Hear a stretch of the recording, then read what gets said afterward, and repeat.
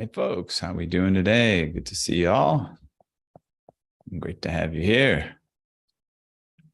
Welcome to Piano Tech Radio Hour on this lovely fall holiday weekend.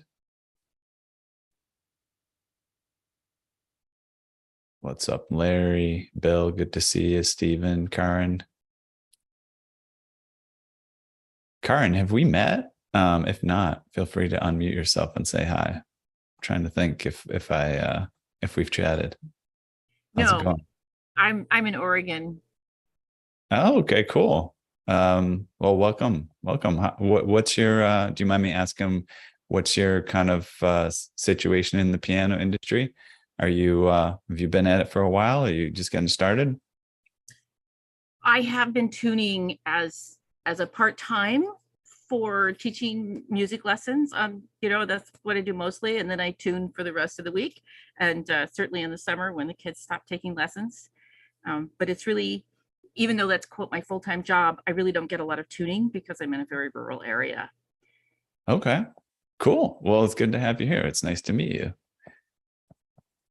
Yeah, we're gonna do a little bit of a memory lane episode today. So I'm gonna bring back some vintage clips. So if you're interested in, or if you're not already subscribed, you can check out what's available in the member area and stuff like that. And happy to chat more if you ever need any specific assistance or help. All right, so I'll do a little intro. We're going out to Facebook, YouTube as well right now, and we'll put some links in the comments on the internet there as well, so people can jump on if they'd like to join us here. I will do a welcome to the session, and then we'll hop right in. But let me do an outreach to the folks on the internet real quick, and I'll say, hey guys, join us here. Make sure folks know where to come on. All right, I'll do an intro. So welcome everyone to Piano Tech Radio Hour. We gather here every Saturday to meet with and learn from the most fascinating and knowledgeable folks in the piano world, including manufacturers, rebuilders, musicians, makers of other instruments, and of course, piano techs. Our mutual goal is to become better at our craft, help each other, and to create an ever more musical world together. Piano Tech Radio Hour is brought to you by Piano Technicians Masterclasses, an online learning resource that brings you cutting-edge instruction from piano industry masters without leaving your home. And you can find out more about that at pianotechniciansmasterclass.com. And today I thought it would be interesting to let you in on a little secret about some things that are getting developed here with Piano Tech Masterclasses and Piano Tech Radio Hour. And while doing that, go back and check out some content that we have on file that's kind of interesting. So a couple of things. Number one, before we dive into the episode content, reminder to everyone that that Larry here is going to be doing a class in early December, and we're still working out the details on the topic. We'll be sending emails out about that, or you're free to send some emails back and give your input. For the time being, it looks like he may be doing a class on tuning pins, which could be a very interesting topic to explore. We haven't really dove too deeply into that topic specifically, and so it's good. It'd be an interesting thing to cover. So keep your eye out for Larry's class. He's very excited to be presenting that, and we're very excited to have him. And beyond that, what I want to talk about today, a couple of things. So I don't know if you guys are aware, but we do have sort of an unofficial podcast that is part of this program. And the reason I say unofficial is because we test released a couple of episodes of it many months ago, and it's it takes extra work to kind of produce it as podcast episodes and put it out there and promote it and all that stuff. So we hadn't been doing much with that, but behind the scenes we are working on starting to officially release this more regularly as a podcast. And what you'll likely see is past episodes. So it's not going to be the episode of the day, goes on podcast immediately. It's going to be, we're going to start releasing episodes from the very beginning. So you can sort of check those out and go back and take a blast down memory lane and pick up some extra information, get to see, get to take a listen to the content that will be in the member area, in case you hit upon a topic, you listen to it, of course, and you say, oh, hey, I wish I saw that, I wish I saw that illustration or whatever. Then you can easily say, oh, I'll get in the member area, I'll subscribe to Radio Hour, and I'll take a look at that video because it could be interesting, right? And I think, it's just been a delay in producing that, like I said, for technical reasons, and we don't have the team or the budget to focus on a ton of things at the same time.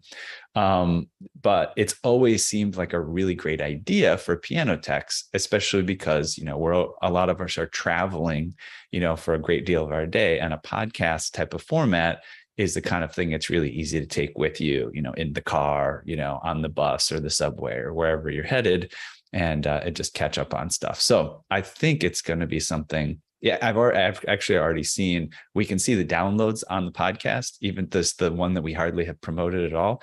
And it's really pretty impressive. Like, the people have found it without us really promoting it, and went to check it out and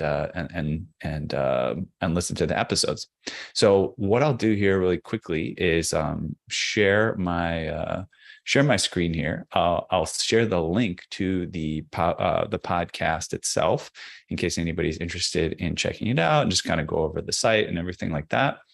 And then what I'm going to do after that is actually just go back in our actual library for the Piano Tech Radio Hour, not the podcast, but the videos. So you can just take a look at some of those topics that might be interesting to revisit. So first of all, I'll put this in the chat in our Zoom here, and I will also put it online for the folks on Facebook and YouTube. It's just pianotechradio.com. So if you want to go there, you can go check it out. And if you want to subscribe, you go to pianotechradio.com/subscribe.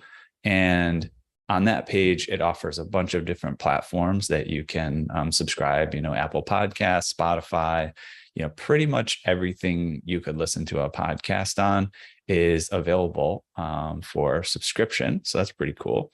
So I'm going to put that link in the chat there for people on socials as well, in case you're interested in that. And then I'll do a quick screen share, and I'll start going over what's available. And then we'll go into some of that previous content. All right. So sharing screen right now. Let's get over to Zoom and hit share, and we'll take a look at this. And actually, I see my battery is very low, actually. So I'm going to cut out really quickly, and I will get my charger so that we don't run out of battery. So excuse me for one sec.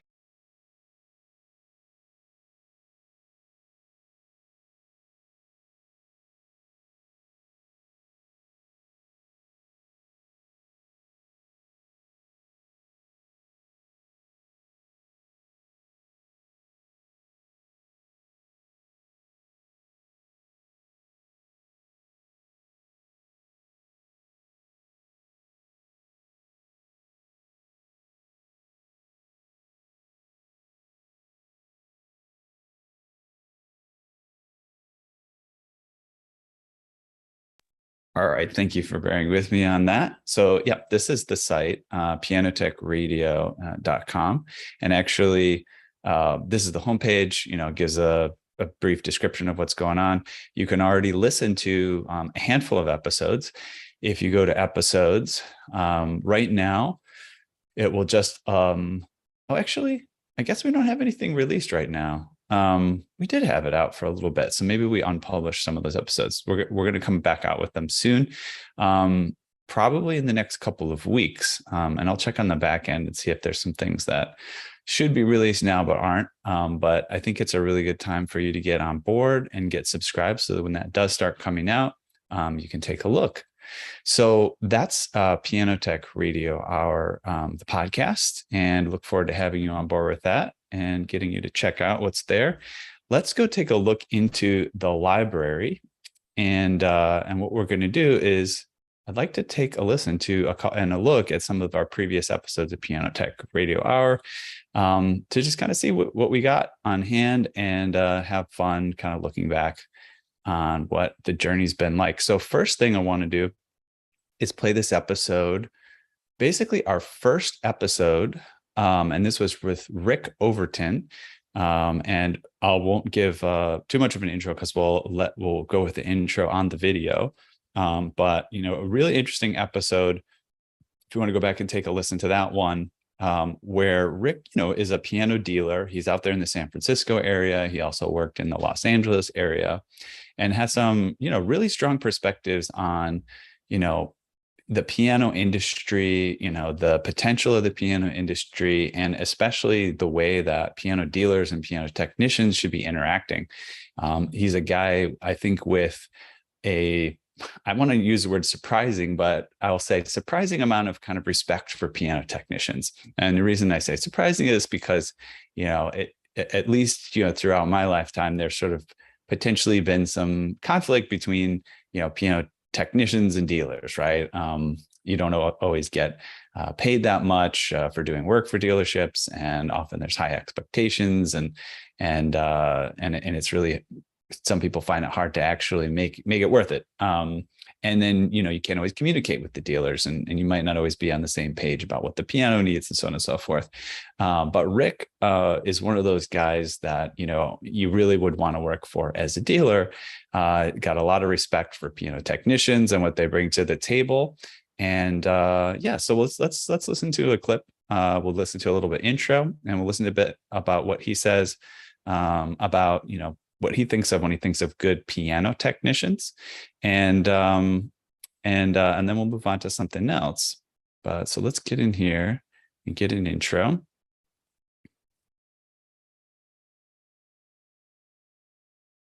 All right. Oh, let me get back and do a sound share. There we go. All right, let's check this one out. So David describes Rick as the finest piano store sales guy he's ever dealt with. That's a kind moniker. He's had a 40-year history as a piano player and choir director, and 3.5 decades as a piano store owner and manager. He's currently owner of R. Cassman, purveyor of fine pianos in the Bay Area, and sells Stein, Graber, Grotrian, Estonia, Sauter, Baldwin, Rittmuller, Broadman, and other fine pianos. He has a profound knowledge of the entire worldwide piano business and is a fascinating storyteller and speaker. And also, Rick, we are aware of when you introduce somebody as a fascinating storyteller and speaker, that puts a lot of pressure on. So you're welcome to tell the boring stories today. We won't hold it against you. Hey, Ethan. Yeah. Hey, kids. David Anderson. I'm very, very excited to be here. Been thinking about this for a long time, and Ethan just made it happen, which I'm very grateful about. There's, for as long as I've been in the piano business, since 70 whatever, 3 or 4 or some crazy thing, there's been kind of an adversarial relationship between piano technicians and stores, and that's ancient history now, because we're all a little teeny little village now, and we got to find the good guys and huddle up. And Rick Overton is one of the good guys in the retail side of the piano business. And I have had more fun and more kind of success with him, working with him as the COO of a very large, probably the largest piano company in LA for the past 6-7 years. And he's just got a phenomenal knowledge of what's going on right now in the world in terms of pianos. So it was kind of a slam dunk for me that he was our first guest. So Ethan, remind me again who you're talking about? Huh? Remind me again who you're talking about? Oh yeah, Alfred E. Newman, somebody like, I can't remember his name really.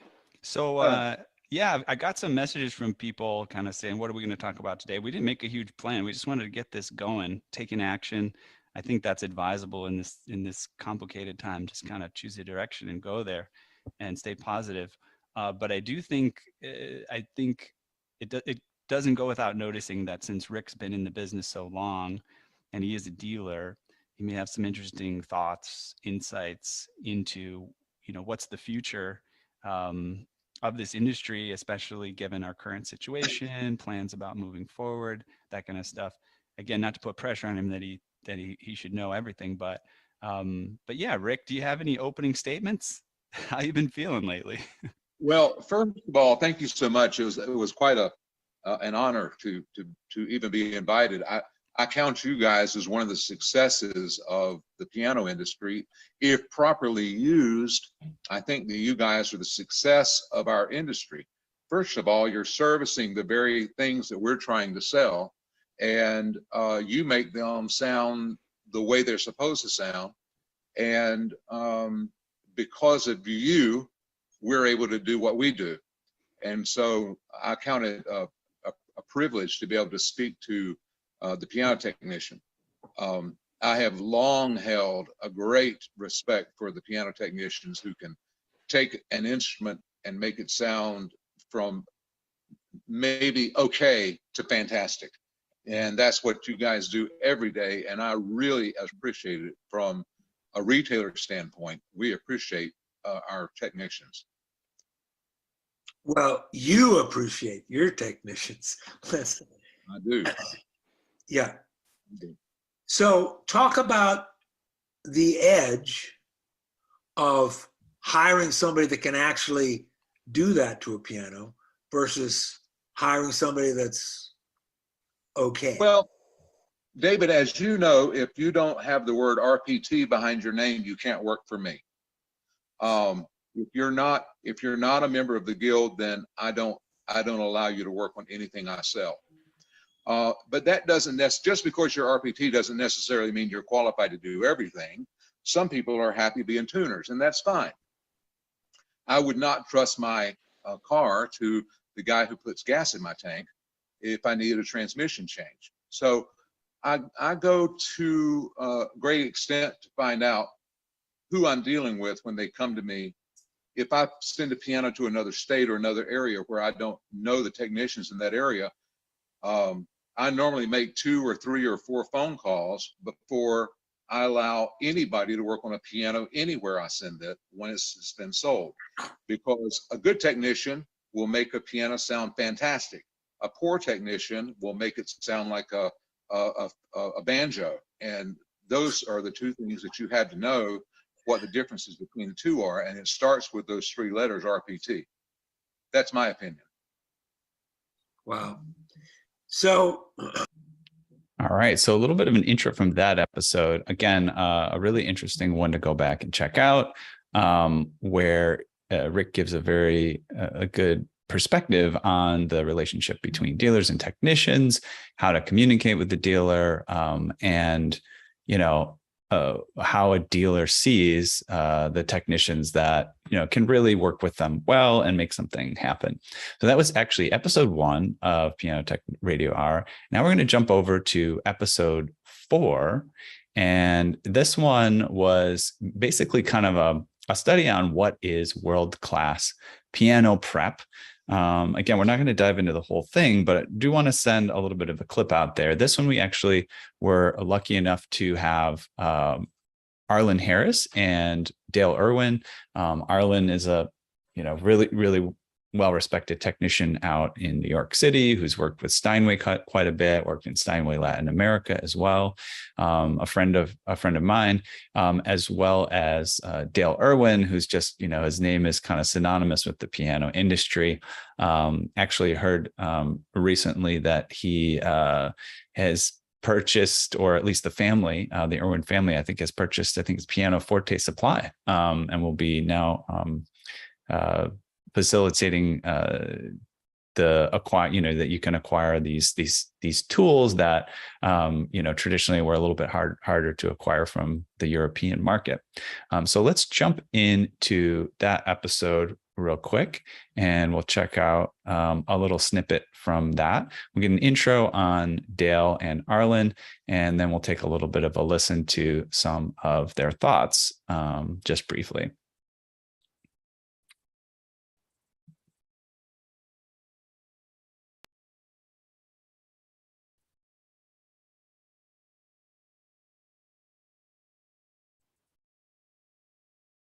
For a medic. In my opinion, the best soundboards in the world. And he's a awesome concert technician, because all the continents except Antarctica, probably. Welcome to something that I'm deeply excited about. Two human beings that are colleagues and respected, admired colleagues of mine. Dale Irwin, Arlen Harris, opposite ends of the country, different lives completely. They won't say it, I'll say it, they're masters of the piano in their domains. And Dale is like a Renaissance man. He's makes, in my opinion, the best soundboards in the world. And he's a awesome concert technician, because I've played many, many pianos that he's played on, or that he's worked on and prepped and taken that final 5%. And Mr. Harris has done more pianos than I can literally count, for incredible world-class globe-trotting artists. And he's been all over, and he's an amazing human being with a wealth of both intuitive and technical expertise. So welcome, gentlemen. Thank you. Thank you.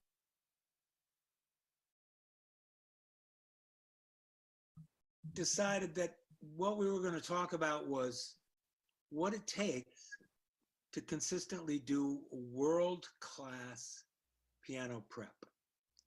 And that means the piano's a good piano, it's in good shape, it's all the basics have been done, and you're in that final 5% of precise action regulation, like customized, sweet spot, intuitive action regulation, and then voicing, or then tuning, actually. These are the three crown jewels, in my opinion, of piano preparation. Precise, feel-based action regulation, soaring, singing, musical, rock-solid tuning, and voicing to have the maximum sustain, all of this, to promote the maximum sustain, the maximum sing. So let's just start out. Mr. Irwin, give us 3 minutes on not only the what it takes externally in terms of expertise and practice, and but what it takes internally, and just kind of some opening statement from you, brother. Internally, I've always been a tone-driven animal, even from my rock and roll days. Just grew up in a family, and then over the course of the last 46 years, I graduated from working in the field to the shop because I didn't like the way piano sounded in the field, and I was limited by what I could do with them. So into the shop, I have explored hammers for 35 years, listening to tone, having others teach me about tone. But basically the driving force was within me already. It was like I just wanted to create something unusual, beyond, push the envelope. And so that is my propelling force. The details of that have evolved over time into not only installing soundboards and all of the things that go into building a piano, but selecting the materials, trying to drive the quality of the instrument much higher than could come out of a factory. There's a real teamwork that happens in our shop between Dennis Irwin, Jacob Irwin, Trix Irwin, and myself, as well as Christina Scroggins, who works here occasionally, part-time. And we all have the blessing, the advantage, the opportunity, not to do just one thing, but to actually bring the whole project together cohesively and hear the final outcome and determine if what we're doing is pushing that envelope to the place where David Anderson seems to like it. And others. Thank you so much. Mr. Harris, my esteemed, lovely colleague, give me an overview on what it is to make a piano sing. Well, first of all, I just want to start out by saying thank you to all for the invitation today. It's very kind. And thank you, David, for your kind words. I do want to point out to anybody who has not gone on to David Anderson's website, he has samples of pianos that Dale has rebuilt and that he has done all this special work on. I really encourage you to listen to them with good headphones or good speakers. You will hear sonorities and resonances and sounds that you may not hear very often at all in most fine pianos. You'll hear depth. In fine pianos and work, we try to increase range of tone. We work with depth, we work with colors, we work with textures. You will hear things, if you pay attention, that you usually don't hear. So this is a great training. And to answer the question that David presented, I think the starting point is we are trying to make, we're part of a machine. We're trying to make an instrument to the highest possible level for recording, which is a permanent documentation of a work of art from the composer and the performer, or on the stage, that could, for the audience to get their ultimate enjoyment and to move them and to have a special situation, and for the artist to feel free to perform at their maximum. We have a lot of leeway there and responsibility, but it creates great satisfaction. I prepared just a few things that I was thinking about this, and I'll go through a very brief list because we have very short time today. First, improving the piano performance level opens up possibilities previously unattainable for pianists. We want them to do things and perform things on the piano that maybe they couldn't do on the other pianos. That's with regulation techniques, high sophisticated regulation techniques, and that's with voicing techniques. And then the pianist will have an opportunity to become a better pianist, and the audience or listener experience extreme and profound spiritual effects through the sound, tone, and musical experience in general. And number two is satisfaction of experiencing improvements in the performance of the instrument.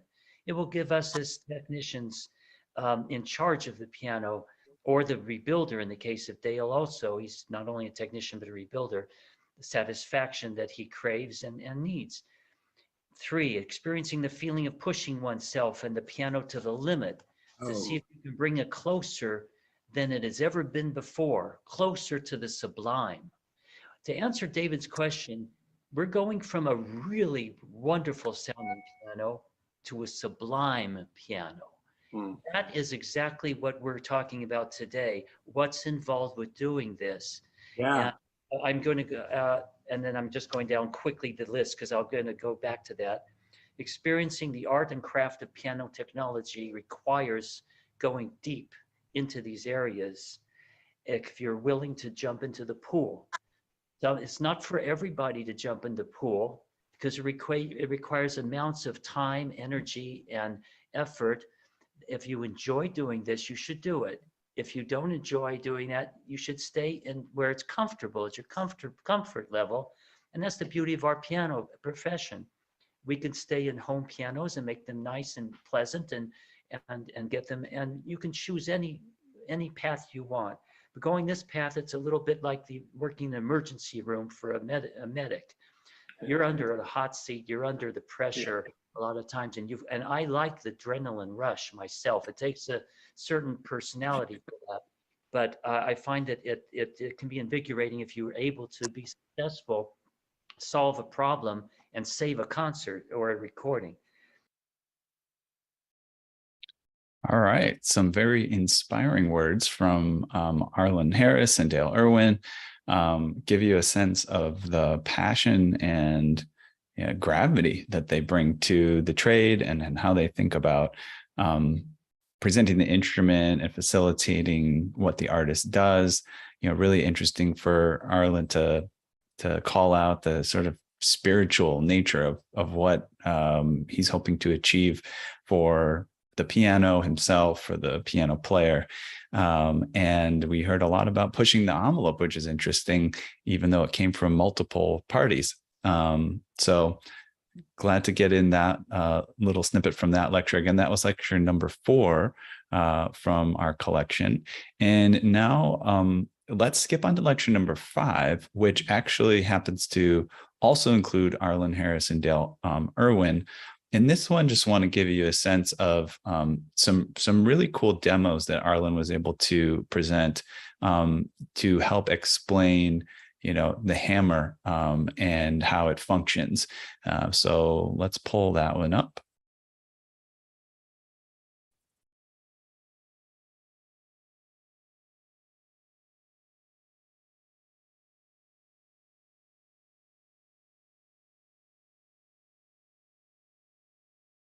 Another part is being a part of the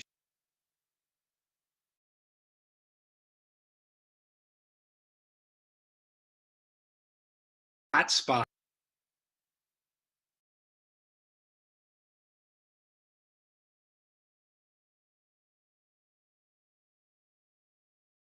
The crown. And I know Arlen and Dave would say, yep, you can. Yeah. So that was But it's like, in a way, like privileged information, because you can, with 2 strokes of a needle, you can destroy the active hot spot in the middle of the hammer that's giving the hammer the life too. You got to know what you're doing. And that's true if it's a particular kind of hammer, and not as true if it's a different kind of hammer. That's exactly right.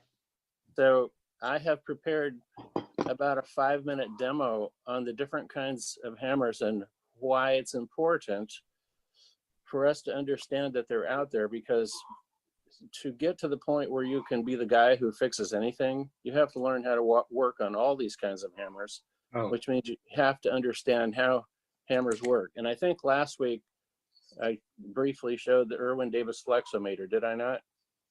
Yes. Okay, so I have listed 3 kinds of hammers, and Dave and I have had this discussion a little bit. Basically, we called them low compression hammers and high compression hammers. And I'm here to tell David that he's wrong and that he's right. So this is some type of foreign-made hammer, and I've drawn lines on each hammer that I'm going to demonstrate. And the important part of this demonstration is you can see if the hammer is flexible. Is this fairly clear, you guys? Yes. Yeah. Okay, so as I squeeze it, and you watch the lines and the felt, it's pretty hard for me to get this one to show much flexibility. Okay.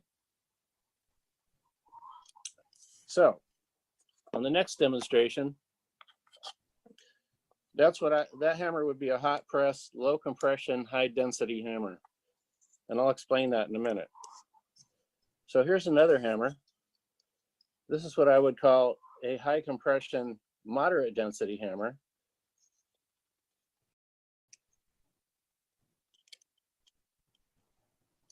And you can see the top moves down. A lot more movement.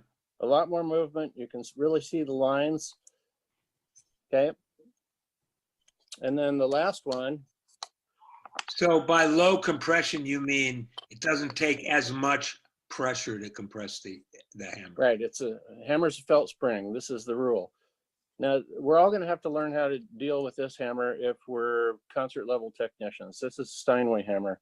It's a low compression, low density hammer, and I'm going to explain that further. But this hammer really flexes clear down to the molding and really out to the sides a bit more even than the last one. This is what I would call a low compression, low density hammer. Now here's why. Because here's the same hammer from the same set, and all I did was cut it apart, and there's no compression. We can't see it, but there you go. There's no compression compared to, okay, this is the low compression, low density hammer. That's the Steinway-esque hammer. Yep. This is a high compression, Put it moderate put density. it in front. There Yeah. you go. Okay, so I want you to pay really close attention. There's this little circle Yeah, there over you the go. over the felt, and a high compression hammer with moderate density, you're going to watch that circle tighten up. You see it? Yep. And Yeah, move it over to your left a little. That's perfect. I want you to really get a look at that. And then as the felt is wrapped tighter, look at the lines. Look how they bend. Look how they stretch. This is tension and compression. So the tension is happening on the outside of the hammer.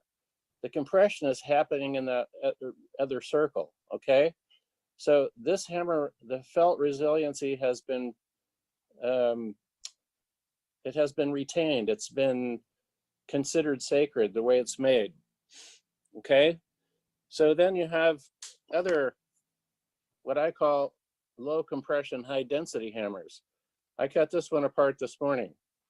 It's high density, but there's no tension and compression left in this felt. Now this takes a little bit of getting your mind around, but you're dealing with this hammer, you're dealing with this hammer. This is a Ronson hammer. I don't remember exactly which one this is, but many hammers are made like this today. And the reason is as the way they're made, there's too much heat, takes the resilience out of the felt. In the Ronson hammer, the resilience is left intact in the felt. And this hammer, which is low compression and high density, it means there's nothing happening in the felt. It's just felt on a stick. So these are the things that we have to keep in mind when we go in to see any kind of a piano and are expected to have some kind of voicing voodoo magic. You know, we have to really take the time to invest, as we were talking in the beginning, to invest your time discovering, you know, how much can I do with this hammer? Not much. I took them off, threw them away. How much can I do with this hammer? Oh, I can make a piano a world-class singer right here. And with the Steinway hammer, I can do the same thing, but with different proportions. You have to know how to adjust the felt spring with either solutions or needles. And frankly, boys and girls, we've all been brainwashed into thinking that the only way to get tone out of a hammer is by needling the snot out of it. And that's just not true. There's nothing wrong with needles or juice or a combination of things, and including in some cases, treating a hard set of hammers with 50-50 alcohol and water, hot water, because that lets the felt open up and become a spring again. So I should probably stop right there. Yeah. For now. All right. So some deep analysis of hammer structure. Very blessed to have some demos like that on recording from someone like Dale. Got a comment here from Larry. What does it say here? Be helpful if the episode list show the topic and people in each episode. Yes, definitely agree. You mean in our member area? Yes. We will be working on adding that information. Right now, we actually have a team working on descriptions and specific titles for each of the episodes. And those will go on the podcast episodes as well. And then they'll go in the member area. So there'll be quite a bit more information available for these. But yeah, thanks. Great point. All right, let's move on to the next one. This one, we're going to jump ahead about a year. So those are some of our very first episodes. We're going to jump ahead to one with Ken Eshtay. Again, an old friend of mine who I worked with at Northwestern University when he was the lead technician there. He's done a lot to popularize Paraloid B72 as a solution to create a solution for some voicing techniques. So we'll visit a little clip from a couple clips from his episode. And so we'll get to spend a little bit more time with hammers. One thing for those of you that aren't aware, that aren't in the member area, we do have quite a bit of content on the ins and outs of voicing from lots of different perspectives. And I think there's really enough to give you a very broad understanding and develop your tastes and your abilities as a voicing expert. If you want to dive into what we have available, we have lectures from, David Anderson's talked about voicing, Arlen Harris and Dale Irwin have talked about voicing. Our very first episode with Boaz Kirschenbaum was a detailed analysis of voicing. With some very great video and audio attached to that. Okay, so let's get into this lecture with Ken Eshtay for a little bit.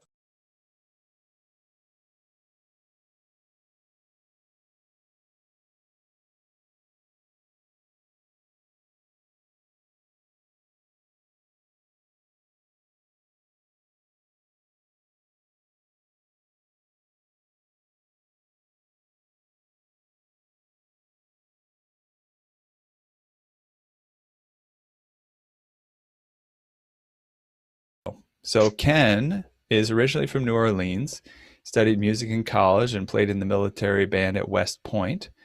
And then following his service in the military, he attended Tulane University, was awarded a fellowship to study conservation at the Smithsonian Musical Instruments Division. He remained as a contractor at the Smithsonian and completed 3 major conservation projects on historic pianos. A few years later, Ken completed an internship at Colonial Williamsburg and was elected to the professional associate membership in the AIC, which is the American Institute of Conservation of Works of Art.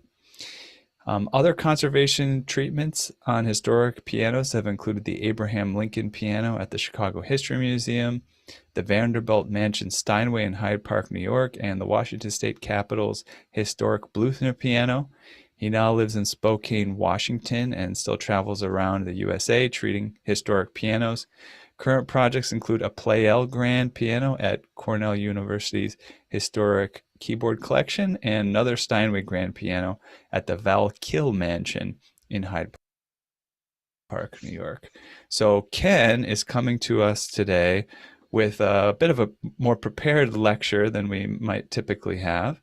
And so that should be pretty cool. There's 3 parts, and we can have questions, but maybe keep your questions to the chat, and we'll kind of filter them while he talks, so he can kind of keep up with his pace. And more inside.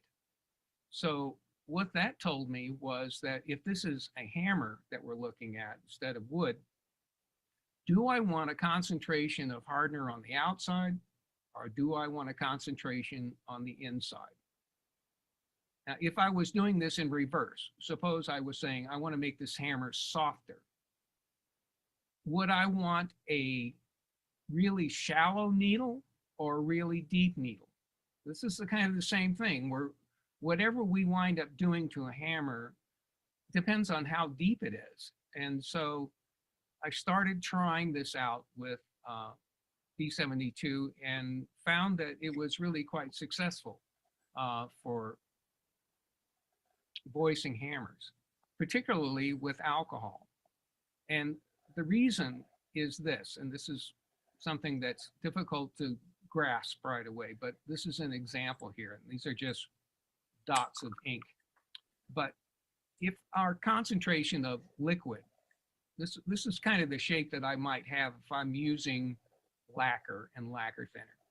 that I'm going to apply lacquer over here. I'm going to wait for it to look wet in this kind of shape, kind of like somebody's handlebar mustache. And I thought to myself, that's exactly what I'm getting. A hammer that's just like it is when it's wet. But in actuality, this might be more like what I'm getting, because unless that's a really slow solvent like alcohol, a lot of our material that we put in is not going to stay where we thought it was. It's going to migrate towards the surface where it's evaporating.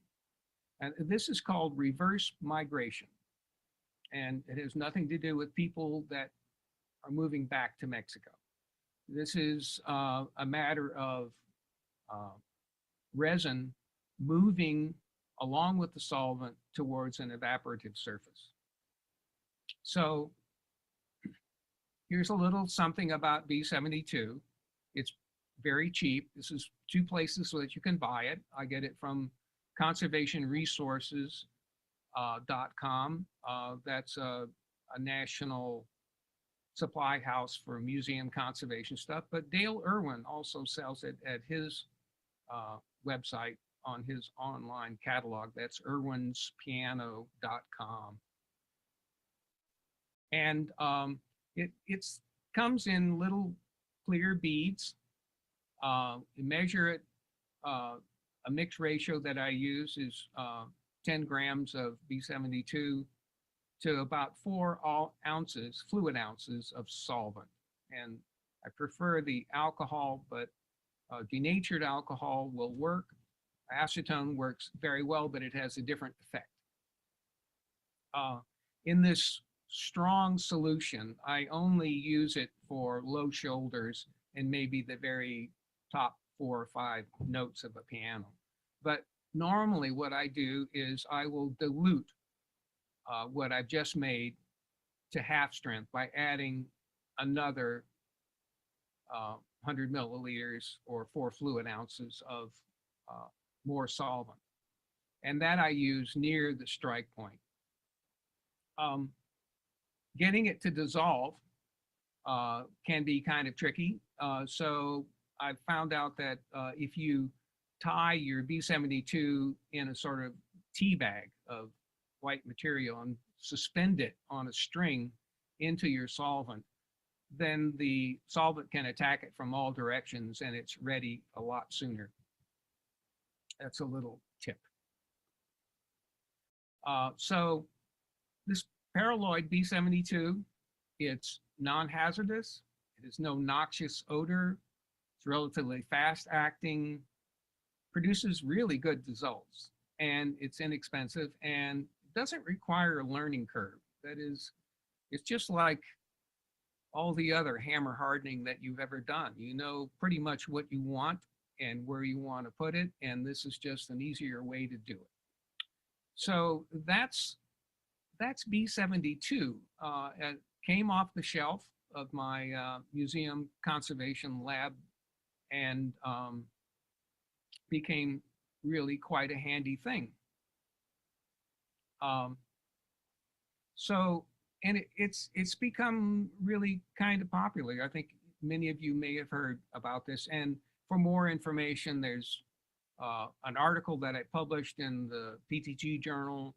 There's a little mini class that's on the PTG website for the Academy. So that's one example. And unless there are any questions, I'm going to move on to my next example. All right. So a little bit from Ken Echte about his usage of B72.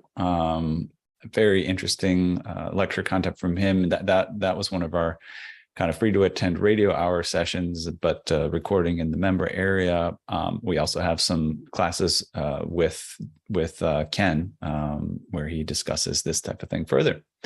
And also Boaz in our inaugural lecture for piano technicians master classes discusses paraloid B72 quite a bit. Larry says he started using B72 shortly after the episode and made his work so much easier. So he's grateful for Ken and PTRH for this. Awesome. That's really great to hear. It's always great to hear when things are getting put to good work with what we're doing here. All right. So we're about to wrap up in about 10 minutes or so. It looks like the next segment that I had picked out is a bit longer than that. So I don't know, let's just hop into it and see how far we get.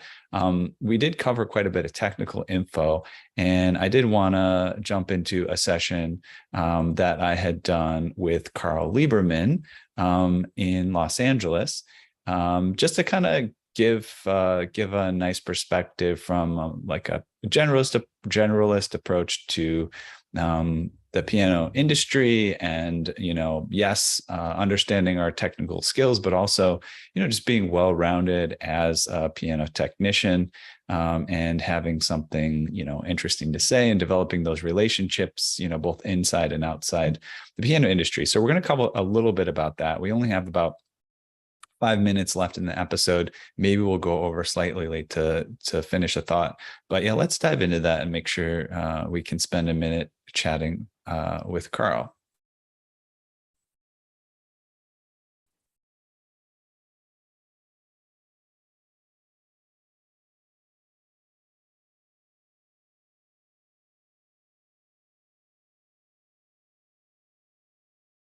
Carl Lieberman's here. Carl Lieberman's here today. He's going to be here. He's going to be in multiple places. I got to visit Carl in this very house he's sitting in. Here, let me spotlight him for a second.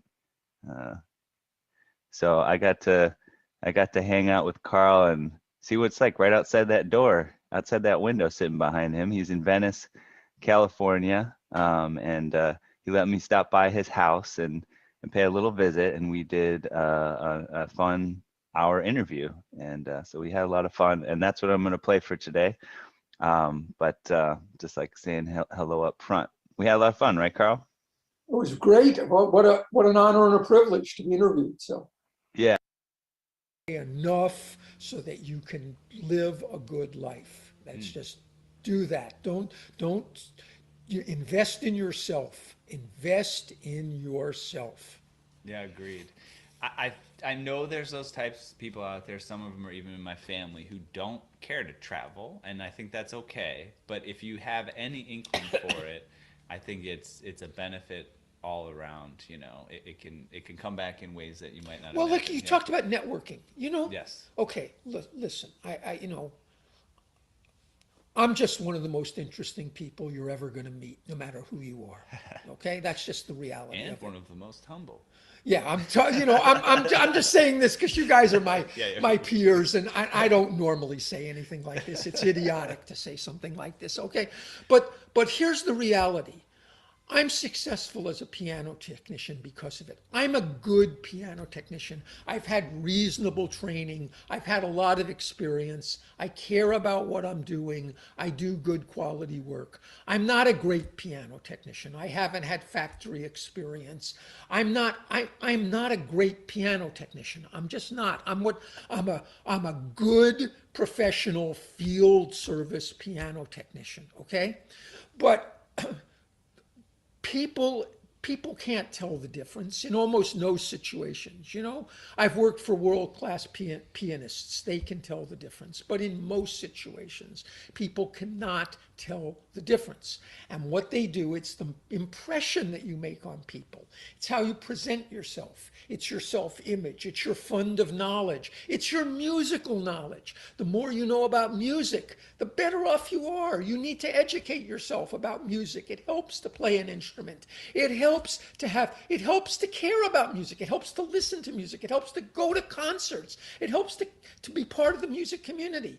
And so, because I've traveled, because I've had an interesting life, I can converse with anyone about anything. And that's part of being successful as a piano technician.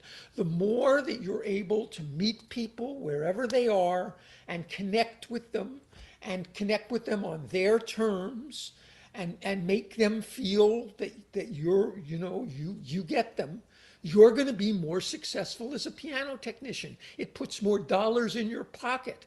So, you know, be an interesting person, not just because you only get one life, and that's the number one commandment, lead an interesting life.